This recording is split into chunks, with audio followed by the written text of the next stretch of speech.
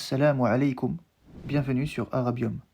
Sur cette chaîne, on apprend l'arabe à travers des textes simples, accessibles et variés, conçus pour t'aider à développer ton vocabulaire progressivement. Chaque texte est accompagné de sa traduction, une sélection de vocabulaire et une méthode de lecture sans voyelles. Pour chaque texte, une vidéo est dédiée à la conjugaison des verbes de ce texte. En description, tu trouveras les fiches de lecture en PDF à télécharger, ainsi que les chapitres de la vidéo, si tu veux passer directement à la partie qui t'intéresse.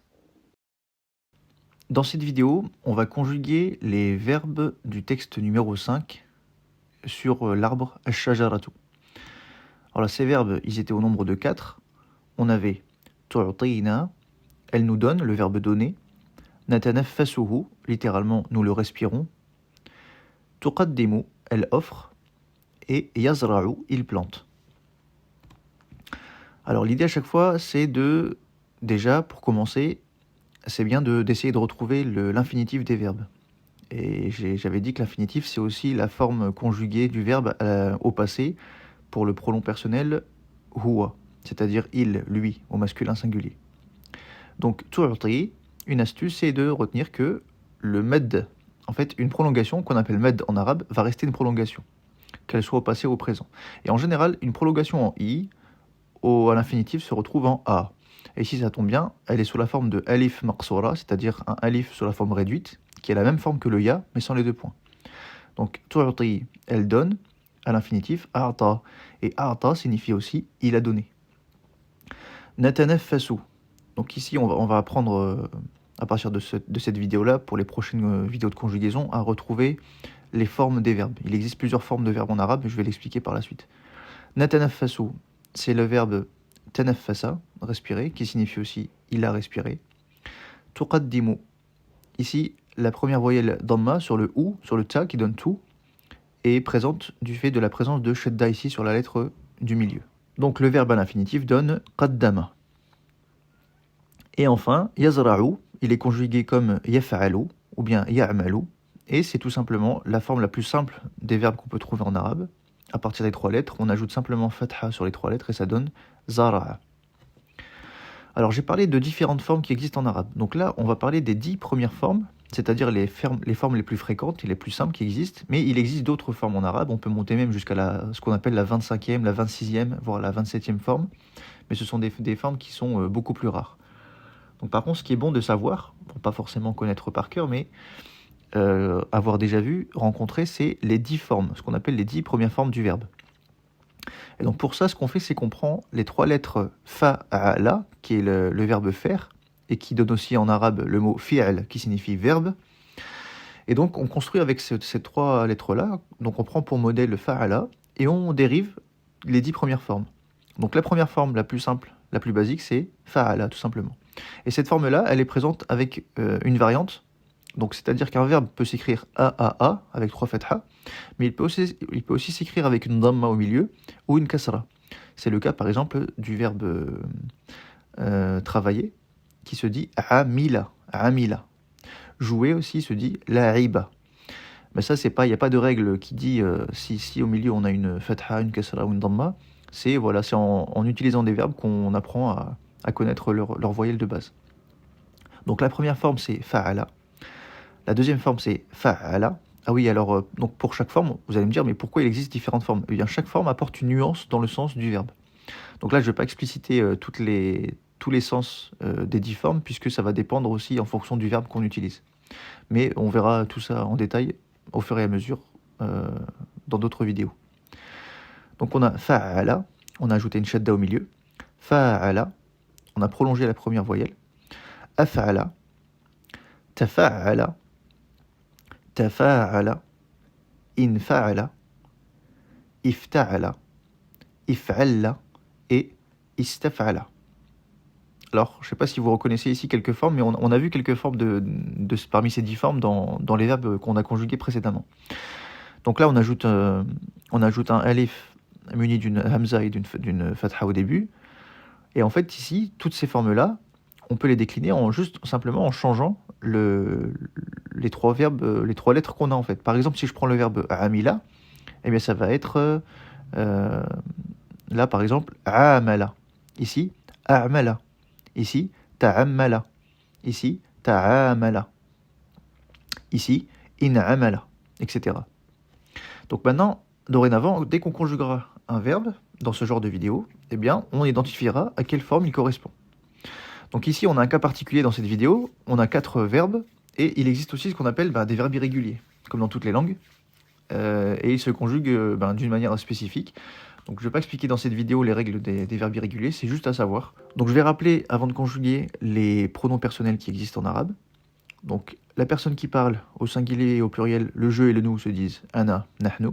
Ensuite on a les personnes à qui on s'adresse, anta, toi au masculin, anti, toi au féminin, antuma, vous deux, que ce soit deux personnes au féminin, deux masculins ou mélangés.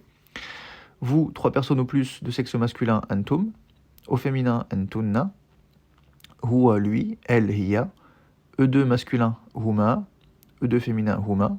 Les deux conjugaisons sont différentes, contrairement au antuma où les deux conjugaisons sont identiques. Et enfin, hum, trois personnes ou plus, donc c'est-à-dire là, ici, le groupe des personnes de qui on parle, ou qu'on appelle aussi les personnes absentes. Et hunna, elle, au pluriel. Donc le premier verbe, c'est le verbe a'ta, qui est un verbe irrégulier, entre guillemets. Donc là, il s'agit de retenir cette conjugaison et de l'appliquer au verbe qui lui ressemble. Donc, ana u'ti, et j'avais donné comme astuce le fait que si un verbe commence par alif, hamza, fatha, et qu'il contient 3 lettres ensuite après ce alif, donc c'est le cas ici, on a ayn, ta et alif sous forme réduite, eh bien, en conjuguant, la première voyelle sera une dhamma. C'est pourquoi ici on a u'ti. Et ici, le med, c'est-à-dire la prolongation en a, se transforme en i au présent. Ana u'ti, je donne. Nahnu nu'ti. Anta tu'ti. Antuma tu'tiyani. Antum tu'tuna. Anti tu'tina. Antuma tu'tiyani. Comme je l'avais dit tout à l'heure, c'est exactement la même conjugaison. À l'écrit, on ne peut pas différencier s'il s'agit de deux personnes masculines, féminines ou mélangées. Et antunna tu'tina. Donc c'est exactement la même conjugaison ici et là. Donc là, c'est à retenir aussi. Ensuite, huwa yu'ti, huma yu'tiyani, hum yu'tuna. C'est comme tu'tuna, mais le ta se change en ya. Hiya tu'ti, c'est comme huwa, mais on change le ya en ta. C'est la marque du féminin, le ta, entre autres. Huma tu'tiyani, ici c'est la forme féminine de huma yu'tiyani, et hunna yu'tina. Maintenant au passé, ana a'taitu. Donc la conjugaison du ana au passé, j'avais dit que la marque c'est sukun sur l'avant-dernière lettre et tu. Et ici, comme on est au passé et que on veut le son alif et ensuite une sukun sur la lettre qui suit, et bien ici le alif maqsoura va se transformer au besoin en ya, c'est-à-dire qu'on lui rajoute les 2 points. Donc c'est un petit moyen mémotechnique. Ana a'taitu, nahnu a'tayna, anta a'tayta, antuma a'taytuma, antum a'taytum, anti a'tayti, antuma a'taytuma, antunna a'taytunna. Huwa a'ta, c'est l'infinitif. Huma a'taya, donc là le alif maqsoura se transforme en ya, puis on lui ajoute le alif ici de la prolongation du duel. Et hum a'taou. Donc là, il n'y a pas d'explication, j'ai pas d'explication de plus à donner, c'est, on va dire que c'est le modèle à retenir pour les verbes de type a'ta. Donc là, a'taou, et on n'oublie pas le alif ici de la forme hum au passé. Hiya a'tat. Donc on a dit que dès qu'à la fin on a une sukun, la lettre d'avant, s'il s'agit d'une prolongation, eh bien on la supprime. Huma a'tata, hunna a'tayna. Et là on retrouve l'astuce que j'ai donnée, c'est que c'est comme nahnu, mais on enlève la prolongation à la fin. Donc c'était a'tayna, et donc là on a a'tayna. Ensuite on a le verbe tanaffasa. Et donc là il s'agit de verbes réguliers. Et donc tanaffasa, basé sur la racine trilitère na, fa, sa, eh bien, à quelle forme ça correspond? Ici, à tafa'ala. On a les 3 lettres de départ na, fa, sa, Et on remarque ici, on identifie le ta au début et la shadda ici sur la lettre ici, l'avant-dernière. Donc c'est ce qu'on a ici. Fa'ala donne tafa'ala, nafasa donne tanaffasa. Et donc tafa'ala se conjuguera de la même manière que tanaffasa. Donc c'est la forme numéro 5. Et donc ces formes-là se construisent de la manière suivante. Ana atanaffasu. Et donc si je prends le verbe tafa'ala, eh bien, c'est-à-dire que j'ai un fa à la place du na, un a à la place du fa et un la à la place du sa, eh bien, je l'applique ici. J'aurai atafa'alu. Voilà. Donc, ana atanaffasu, je respire. Nahnu natanaffasu, nous respirons, etc. Anta tatanaffasu. Donc là, il y a deux tas qui se suivent, mais c'est normal. Le premier correspond à la forme du verbe. Enfin, la deuxième partie ici correspond à la forme du verbe. Et le premier ici correspond au sujet pour lequel on conjugue. Antuma tatanaffasani, antum tatanaffasuna, anti tatanaffasina, antuma tatanaffasani, antunna tatanaffasna. Huwa yatanaffasu, huma yatanaffasani, hum yatanaffasuna, hiya tatanaffasu, huma tatanaffasani, hunna yatanaffasna. Et au passé, c'est plus simple, on rajoute seulement des suffixes. Ana tanaffastu. Et donc, si on reprend la forme, le verbe, le modèle qui est utilisé pour l'identification des formes, la forme 5, tafa'ala, on aurait tafa'altu. Voilà. Nahnu tanaffasna, anta tanaffasta, antuma tanaffastuma, antum tanaffastum, anti tanaffasti, antuma tanaffastuma, antunna tanaffastunna.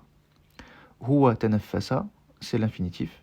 Huma tanaffasa, c'est tanaffasa auquel on ajoute alif. Hum tanaffasu. Hiya tanaffasat, c'est cette forme-là à laquelle on ajoute ta sukun.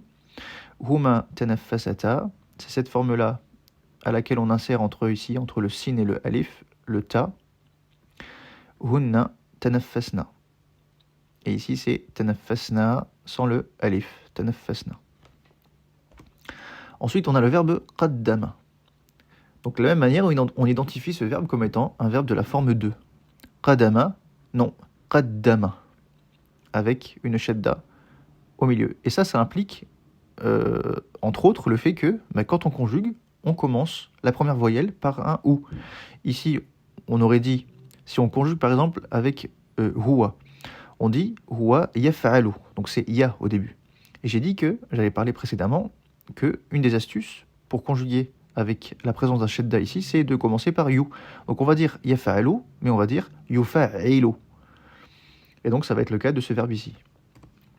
Donc on a ana uqaddimu, de la même manière qu'on aurait ufa'ilu. Donc uqaddimu, nahnu nuqaddimu, anta tuqaddimu, antuma tuqaddimani, antum tuqaddimuna, anti tuqaddimina, antuma tuqaddimani, antunna tuqaddimna,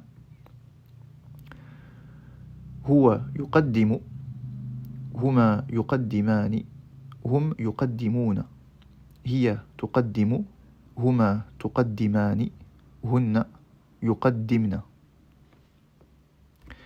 Et au passé, c'est plus simple, on rajoute les suffixes ana qaddamtu.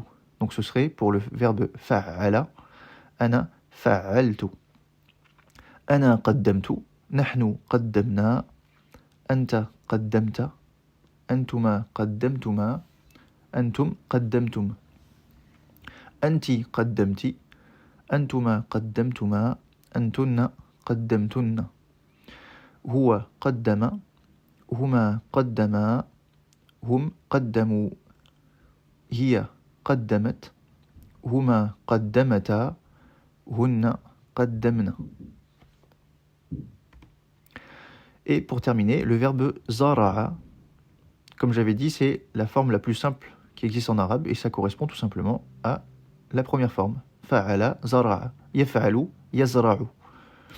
Donc ça donne ana azra'u, nahnu nazra'u, anta tazra'u, antuma tazra'ani, antum tazra'una, anti تزرعين أنتما تزرعان أنتن تزرعن هو يزرع هما يزرعان هم يزرعون هي تزرع هما تزرعان هن يزرعن. Et au passé, أنا فعلت, donc أنا زرعت. نحن زرعنا أنت زرعت أنتما زرعتما أنتم زرعتم أنت زرعت أنتما زرعتما أنتن زرعتن هو زرع هما زرعا هم زرعوا هي زرعت هما زرعتا هن زرعنا. Et donc là, ce que je suggère, pour ceux qui ont vu les précédentes vidéos ou pas, c'est de reprendre les verbes qu'on a conjugués et d'essayer de les identifier leur forme, à quelle forme ils correspondent. Et aussi, un bon entraînement pour la conjugaison, c'est de reprendre les formes des verbes qu'on a conjugués, de transformer cette forme avec le verbe de base qui sert de modèle, c'est-à-dire fa'ala, donc c'est-à-dire de trouver la forme avec fa'ala, et de conjuguer le verbe fa'ala par rapport à ce verbe, aux verbes qui ont été conjugués.